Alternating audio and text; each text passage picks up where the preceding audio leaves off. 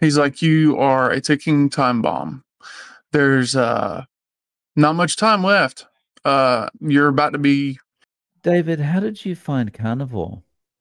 Well, I essentially found Carnivore actually through YouTube. I found it. Um, the steps leading up to it actually are interesting. Um, in It was about 2016, 2017.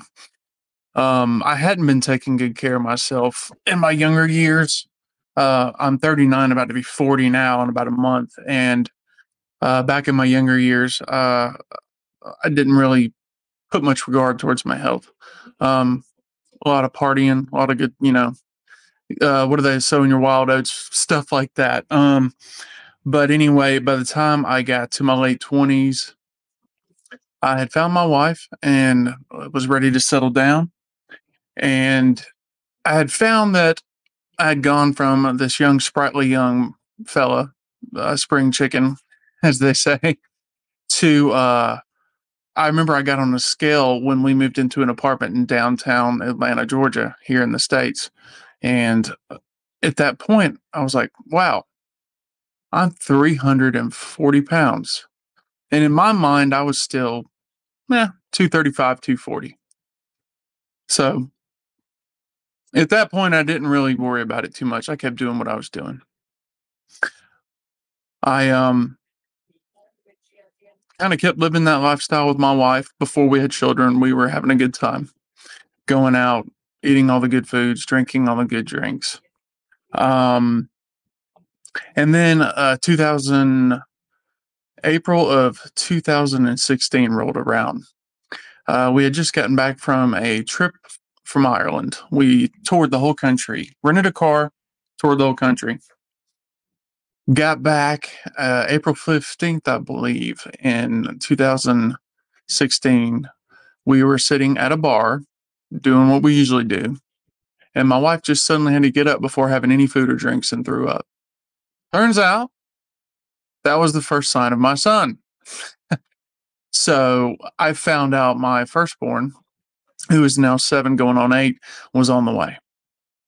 Um, that was it was I was floored about having a kid, but I did realize that there was some changes that needed to be made in lifestyle. And I am naturally an anxious person. I was diagnosed with anxiety issues and stuff as a young kid, probably 13 or 14. Um, so actually, the anxiety and the pressure of the responsibility coming up drove me to actually drinking a little more than I should have. I got into, you know, uh, more drinking while my wife was pregnant and stuff, and I started putting on more weight, stress eating. I was eating so bad, and around my son was born on Christmas Eve of that year of 2016. And afterwards, I still kind of continued that bad lifestyle. And then I got, I went to my doctor in Atlanta and got on a scale. Hadn't waited a long time. I just knew that I was utterly borderline, if not morbidly obese. And I got on the scale and I was 428 pounds. 428 pounds. And then he took my labs and my A1C was reading 5.9. He said, "You are pre diabetic." He's like, "You are a ticking time bomb. There's not much time left. You're about to be, you're a few points away from being a type 2 diabetic." So immediately at that point, this was before I found carnivore, mind you. Um, I started to look at um, other diets. And my first thing that I did, and my wife and I did it together, and I'm sure you've probably heard this in other interviews, was Weight Watchers. The point system. Yeah. The point system. Now, the point system and that stuff, um, I'm the kind of person I found through Weight Watchers that there was too much leeway there. There's too much leeway. And Um, I, I lost a few pounds, maybe 15, 20 in that, but the foods they allowed you to eat, in Weight Watchers, the refined carbs and refined sugars that you could eat, but guess what? It was just only 2 or 3 points. That kind of still left the door open to eating those foods that, spike your insulin and get you storing fat. So we keep moving down the road. I stopped Weight Watchers. I lollygagged for a while. I tried vegan, which was horrible. I was inflamed. I was utterly inflamed. Um, I had sciatica, and my left knee was injured years ago, and it was inflamed, and it was just vegan was not the answer. And so let's fast forward a little bit. Um, my daughter was born in 2019. Um, the I maintained right around then. I was still right around 320, 330, 340, bouncing around between 2019 and then when COVID hit in 2020. And So I you had lost a significant amount of weight then, right? I did. I had gotten down by lollygagging and just kind of doing some on and off, like almost Atkins style carb, like no more than 50 grams a day. You know what I mean? Kind of going on and off. But the issue with that is what that's what I'm getting to is those kind of diets that allow you more carbs, carb cycling, people that do that, it opens the door to temptation. It opens the door to go right back to where you started. It's like one day I'm going to cycle, I'm going to have a chocolate piece of chocolate cake and some pizza. That could lead into a carb cycle that lasts another year. You know what I mean? So, but anyway, in the summer of 2020, if I may mention names, I was on YouTube with my wife, and we were sitting in this room in the bed, and we were on the TV. We came across Dr. Ken Berry, and we started watching his videos on keto, and carnivore. And so July 15th, I remember the day, July 15th of 2020, and we started keto together, me and my wife. And I maintained that keto diet stringently through the holidays of that year, and I think I lost close to 55 pounds. And what happened? My wife did it too, and she lost a significant amount of weight. But the heavy meat consumption was hard on her digestive system. Even after the initial adjustment phase, where you could either get keto flu and your gut biome starts changing, she just couldn't get out of that phase. So she kind of backed off it. And when she backed off it, there came other foods in the house. So therefore I was like, okay, the other food's back. Why not just okay.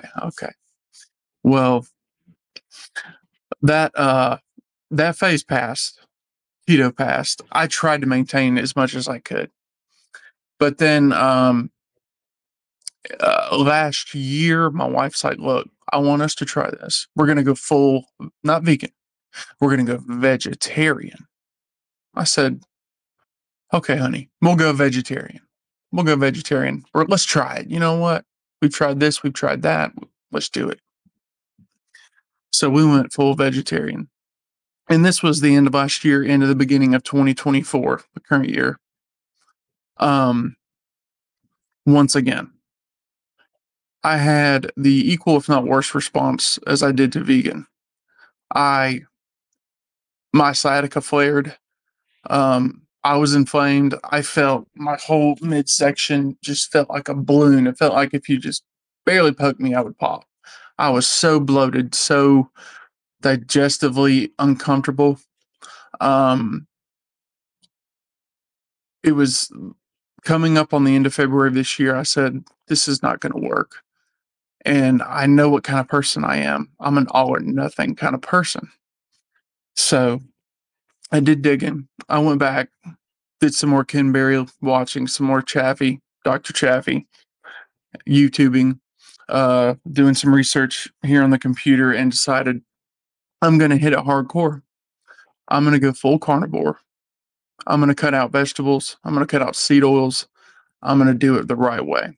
So, March 3rd of this year, I was pushing 300 pounds. I was right around 290, bouncing between 290 and 300. And I started hitting it very, very hard. Um, and I immediately, I didn't get any keto flu or uh, the only discomfort I got was a little bit of digestive irregulation while my gut biome adjusted. And after that, things were smooth sailing. And the carnivore diet since then um, has been very sustainable for me. My wife looks at me at night and she's like, I just don't see how you do it. I could not do it. You are so stringent. You are beef, butter, bacon, and eggs. Uh, every now and again, chicken, seafood. You don't, she's like, you have way more discipline than I could ever imagine. And I'm like, it's just necessary. It's a lifestyle change. It's an ancestral way of eating. It's before the agricultural revolution, back when we were in caves, we were hunter gatherers. When I mean, that's just how we ate, and our bodies are designed for this. And um, I went and had my annual physical, and I started on March 3rd hardcore. I had my annual physical on June 15th. And my doctor, first of all, when she put me on the scale, was blown away because I was already down into like the 240s in June. And she did all my labs. I even told her to throw in testosterone. I said, I know you don't usually put that on my panel, but do it. And she ran the labs, and I got a notification on my doctor app that my labs were ready. And then they called me and said, your labs are absolutely perfect. You have absolutely perfect cholesterol. You have absolute, your glycogen is, your blood sugar is actually below normal, but normal. Um, uh, she said your liver, excuse me, your liver enzymes are spot on. No signs of fatty liver. And I've been eating nothing but fatty red meat, butter, and eggs. And when I told her that, she was like, if you would have told me that at the appointment, I would have went ahead and scheduled a coronary. It's the medical system. They it's just like some of the content on my channel. It's treating symptoms and not the cause.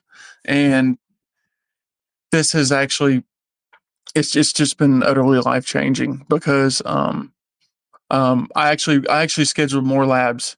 They wanted to do them in December. I said, let's move them up. I want to know what they are sooner. So November 12th, they're doing them again, a full panel. I want to see how I'm doing now that I've been doing it longer. And as of late, as of lately, my last weigh-in, 225. My goal weight was 235. And I'm at 225, and I think it was 225.6, but I'm going to just go ahead and call it 225. But Congratulations. thank you, Dave. I really appreciate it. I'd like to say it's been easy, but it kind of has because I actually enjoy this diet. I'm not going to lie. I actually love the diet. But my goal weight was 235. I'm 10 pounds below that. And I really think the next move for me um, in my journey with the carnivore diet is I need to start, besides just doing the exercise I do now with cardio, with 10,000, 16,000 steps a day, I need to start doing some weight training. I need to start actually putting some of this protein and some of this fat to work. And as you know, lean muscle mass helps burn fat as well. So if we're going to fuel our bodies with fat, get some lean muscle mass and give it something to burn. So, and my doctor actually recommended that too. She's like, yeah, with all that, you should probably do some weightlifting and you'd even see your testosterone go crazy as well. But um, it's been an amazing journey. and it actually inspired me to, I don't want to do a plug, too much of a plug or anything, but it inspired me to start my YouTube channel. Um, and I started it literally. It's almost, I think it's been a month and 3 days, and it has blown up. Um, People are really researching this. People want to change, and I've already gotten my brother-in-law. He's on it. He's already down 40 pounds. My parents are on it. My cousin Adrian is on it. People have seen me and seen what it's done.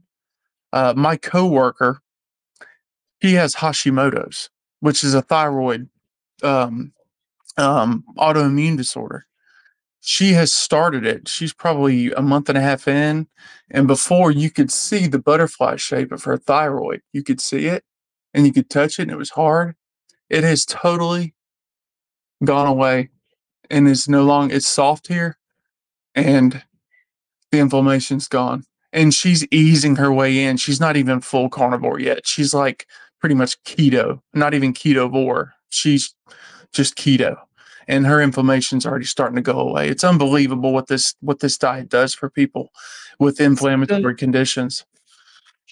um, I'm really interested in this point. Well, again, firstly, congratulations, but I'm really interested in how you've managed to bring so many people along with you, because this seems to be one of the hardest things for people to do, right? Because there's It so much is. skepticism.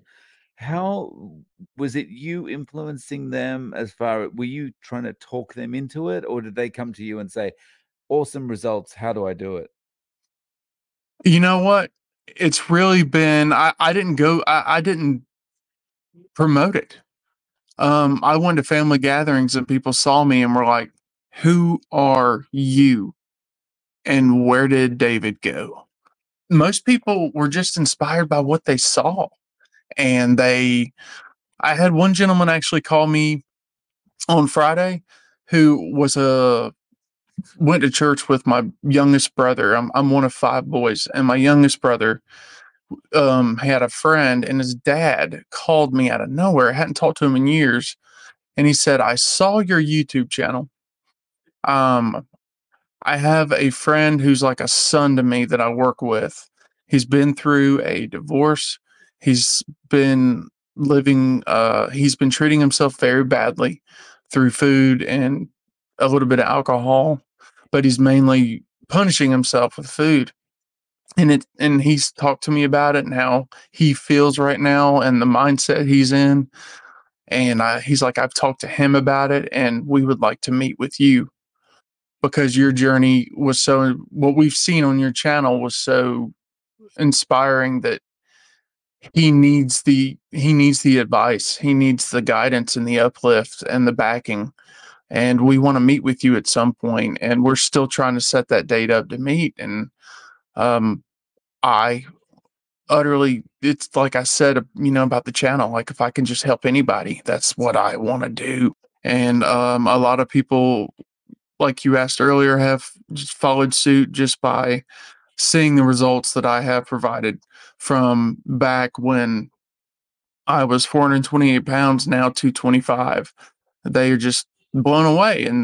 And yeah, it's hard to get people on board because some people, it's hard to get some people on board when you talk to them about it. Like if you're directly talking to them about it and having a conversation, because there's a lot of skeptics that think that it's not sustainable. But it's a lifestyle, so it is sustainable in my mind.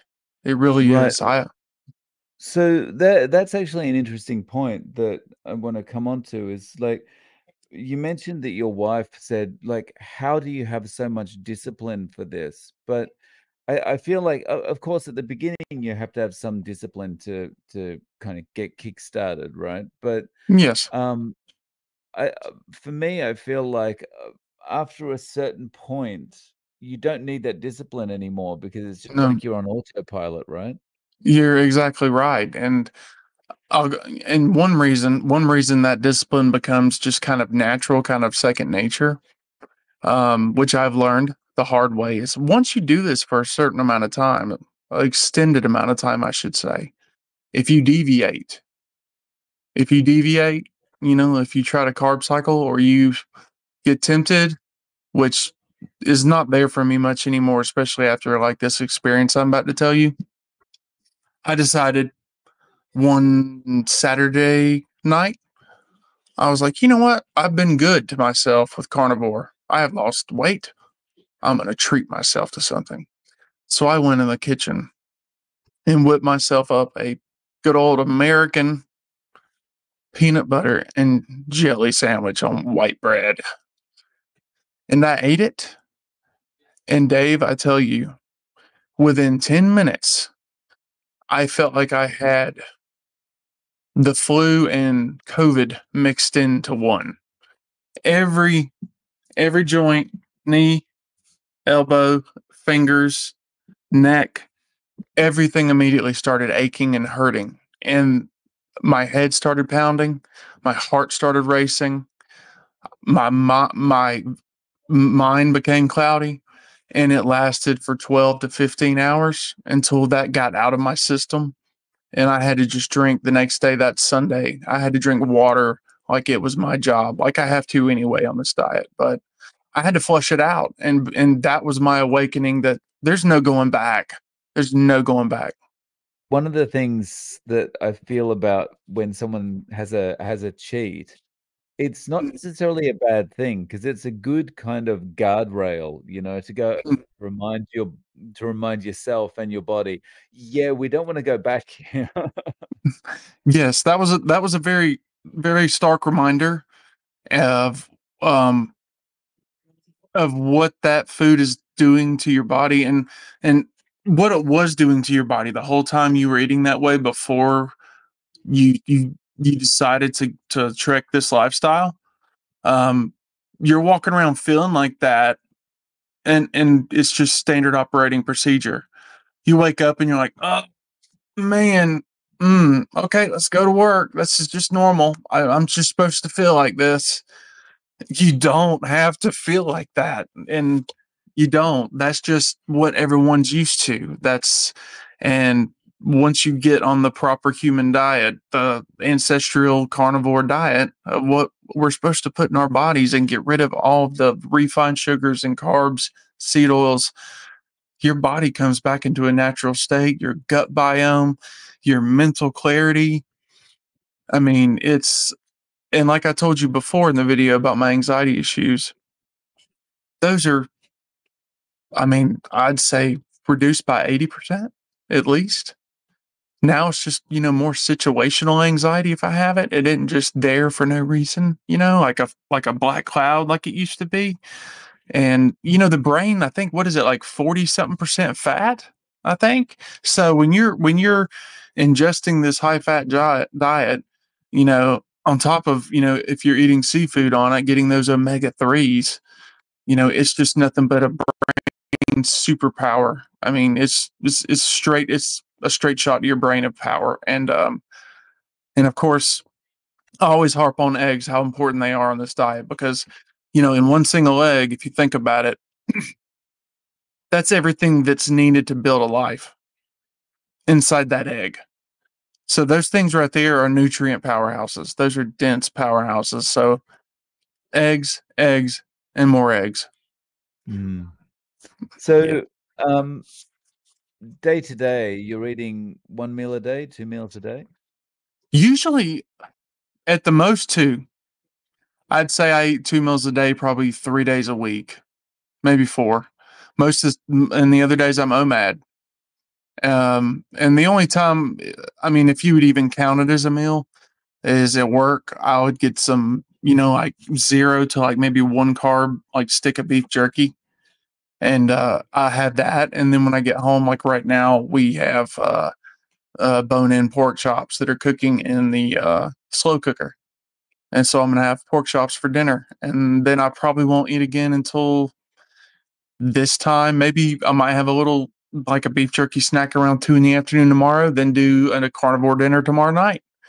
And it's because the diet's so satiating. You stay full so long, and you're not filling yourself with those empty calories and empty junk that's just addictive, and you just want more and more, and it doesn't fill you up. And that's exactly what big food designed it to do.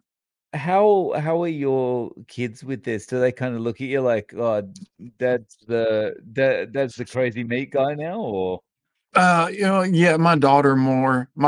She's 5, but she's like, I don't eat meat. I don't eat animals. I just don't do it.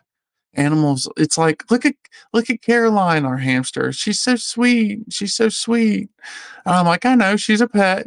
She is a sweet little girl. I know, but I'm the only one in the house really doing it. Um, and I don't pressure anybody. I don't pressure. I'm not. I'm I'm not going to. I mean, this is my choice.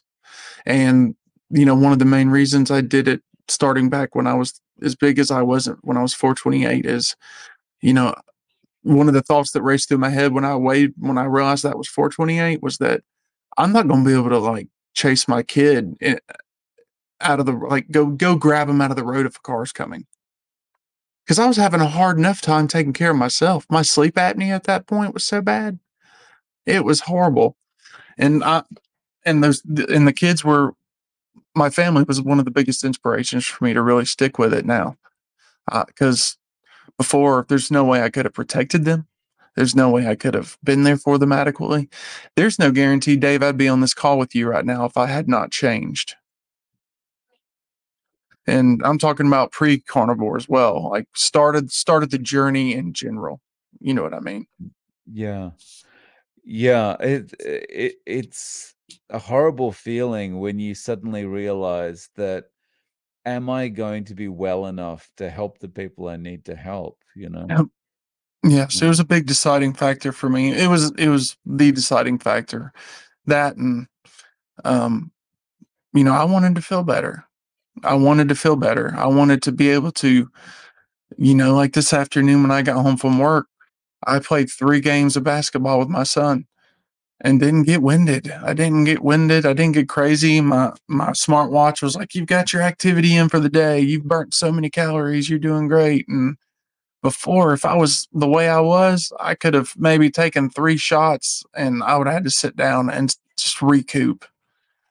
But this Yeah, lifestyle is totally opening doors and blessing me in so many ways. I sleep better. I wake up feeling rejuvenated. Mental clarity is back. I'm better at work. I'm better with my people, my clients at work. I'm just all around a better person because of it, not just physically but mentally. It's been an amazing journey, and if anybody is thinking about starting it, they really need to consider it and get with somebody who's either done it or watch your videos and see what it's about and see how it can change lives permanently and for the better. yeah. You reminded me there of when my daughter was 1 or 2 years old, and she wanted to play, and you'd be like, okay, well, I can play for a second, and it's like I don't know, you might have throw some teddy bears around with her or something, and then it's like Hmm. you got to lie down and have a rest, and it's like life shouldn't be like this. No, it shouldn't. And one of the most terrifying thing was terrifying things was back when I was that weight. My wife would record me at night on her phone how long I would stop breathing when I had sleep apnea. And it would 30, 45 seconds would go by and she would have to hit me, like nudge me, and I'd go and just start breathing. And the next day at work, I'd be falling asleep at my desk. And then I would order a whole pizza and eat a whole pizza to myself. I mean, it was bad. I was in a bad place. And I'm so glad I'm on the other side of that. I'm the 180 of that now. I mean, right now, I can literally lay down and go to sleep and sleep like a baby and wake up. And my my smartphone, actually, I wear my watch at night. My smartphone detects snoring as long as it's plugged up to a charger. And I might snore for 20 to 30 minutes out of 6 to 8 hours I sleep at night now. So all that weight's gone off your chest, the throat's opening up, you don't have all that weight pushing back, and that's just another perk. I could keep going on about the perks. I mean, yeah, you know about it too, I'm sure. if you had another, let's say a colleague at work came to you and said, "Look, okay, I want to get started with this. You're doing really well. How can I do it that's going to be easy to transition in and I'm going to be able to stick to it?" What would you tell them? Well, I would tell them, I would always tell them to start with keto personally. That's kind of what I did with my colleague, the lady I was telling you about with the Hashimoto's. I said, if you're one of those people who, off the rip can't jump into something hardcore because it's too hardcore and you're going to fall off the wagon, I understand. I would tell them to start with keto. That way you could have your meats and your fatty meats. You could still have your lean meats, your chicken, your ground turkey, but also still have vegetables as long as they're green. And you could still stick to berries for some sweetness. But I would definitely advise them not go to the store and buy anything that says keto on it because that's just a marketing. That stuff's not good. Just because it says keto on it, it's a marketing ploy. It's big food. I could go all in about that, but that's not what I'm going to do. Big food does that. But I would tell them, you can have your berries for sweetness, blackberries, blueberries. You can have your green vegetables, broccoli, spinach, stuff like that. You know, a little bit of, stay away from the real crazy sugary fruits like citrus and stuff, but stick with berries. You can have a little bit of nuts. Walnuts are probably your best choice when it comes to keto. And I would tell them from there to gradually work their way back. Start taking this out, start taking the walnuts out.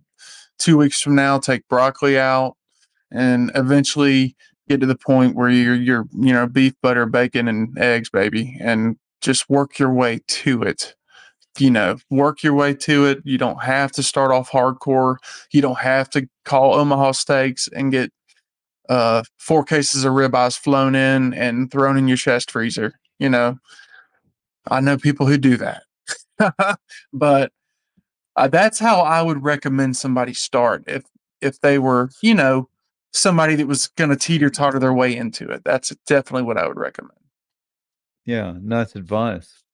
Um, so David, can you tell us a little bit about your channel, how we can find you, and what kind of videos you've got on there? Yeah, sure.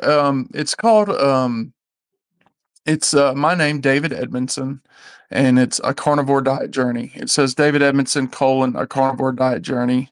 The name on the video is my tag on YouTube. Um, and the videos, so far, I've been doing it for about a month. The videos are some of it's my story that we've discussed here. Some of it is I do use some AI programs to do some presentations. I type up the wording and how I wanted it worded about, like I just did a video about, I think it's called pills over prevention, and it's talking about how flawed our American health system is, and that one's got a lot of hits because I mean, I do an actual introduction like you see me now, and then I show the presentation that I created. But then there's also whole form videos that are just me talking about my journey, my struggles. If you're starting carnivore, what to do, what to expect the first week or two, oxalate dumping, um, keto flu, all that kind of stuff. And I also do some shorts, and some of the shorts are about like carnivore on the go. Like, here's a recommendation. If you're on the go, check this out. If you're on the go, look at this snack. Here's fast food on the go through carnivore. There's multiple videos on there. There's some about like how to know if you're in ketosis. There's the signs, the symptoms. It kind of hits on all bases, and there's more content coming up. I'm just getting started, and um, being busy with another job and having a family, and us being busy, my wife's in school full time. I create when I can, and but the channel's growing. It's actually growing a lot quicker than I thought, and I'm very thankful for it. But I just really want to help everybody I can, and that's the main purpose I started it. Right. Nice. So I'll link to your channel below. Um, Thank you so much for coming on and sharing your story, David. I really appreciate your time. Well, Dave, I really appreciate you having me on. It's been a pleasure, and I thank you again for having me. And I hope to see you soon.